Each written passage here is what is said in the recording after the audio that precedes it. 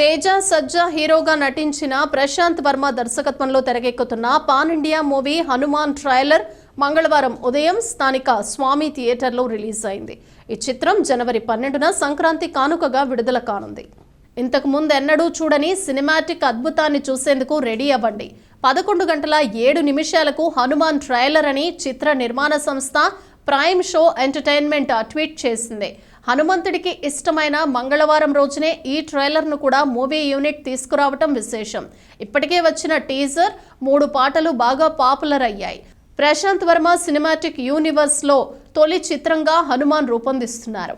Hero పాత్ర తేజ సజ్జా పోషిస్తూ ఉండగా అమృత అయ్యర్ హీరోయిన్ గా నటించారు. ప్రైమ్ షో ఎంటర్టైన్మెంట్ పతాకంపై కె నిరంజన్ రెడ్డి ఈ సినిమా నిర్మించారు. తూర్పుగోదావరి జిల్లాలో బుజ్జిరాజు సారథ్యంలోని శ్రీ వెంకట పద్మావతి ఫిలిమ్స్ ద్వారా థియేటర్లో సందడి చేయనుంది.